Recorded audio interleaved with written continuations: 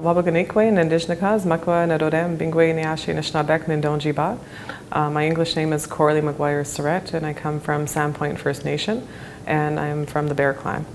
My treaty is the 1850 treaty, and I have a long history with the 1850 treaty, as my great-great-great-grandmother was at the signing of the treaty.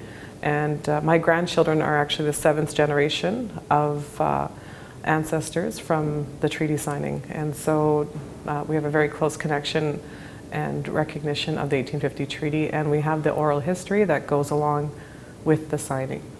And part of my responsibility from my family that's been handed to me is that I can never forget the stories of my grandmothers and my ancestors that have gone, and so I need to keep their memory, their wisdom, and their stories alive.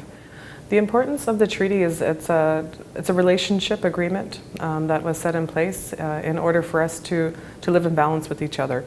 Everybody is treaty people. You know, some people make an assumption that only Indigenous people are treaty holders, when in actuality it's the entire community is a treaty holder. The Indigenous, non-Indigenous community members are all part of the treaty, and so the importance in learning about the treaty is because it governs part of our relationship together.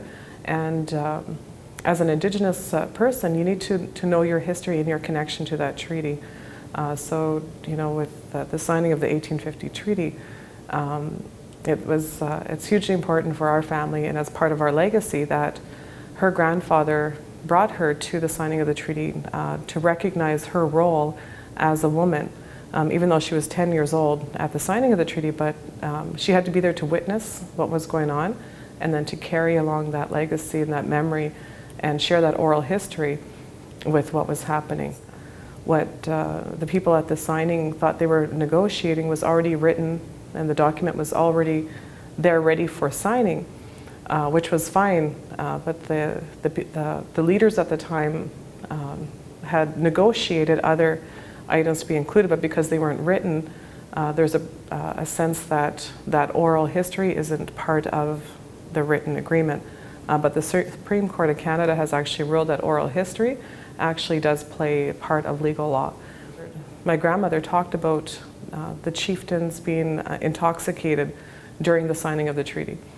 And so she had seen these barrels, and she didn't know what these barrels were. And she figured out later, as she became an adult, right, that the barrels was rum. And that, you know, they were doing a lot of drinking, and, you know, what things were going on, and that she began to realize really what was happening. And so the signing of the 1850 treaty resulted in intoxicated people signing off on that treaty. And she was there to witness it, and the signing away of islands that were traditionally for ceremonial use. That's where the women went to host their water ceremonies. So those had gotten signed away. In the case of the 1850 treaty, the woman had to witness and sign what was being said and what was being negotiated, because we were part of the leadership of our communities, and we talk about this matriarchal society that we used to have, and it wasn't based only on supporting women and from the community as an individual, but as a collective. And so, you know, from a woman's perspective, it really was about the benefit for the entire community of what was going on, and the fact that they weren't allowed to sign, they were still there. They carried on those histories and that knowledge and that storytelling over what had occurred. And so for women, it's, you know, hugely important that women are involved in all treaty negotiations and discussions across the entire province, nationally, in every single community, because we are the community.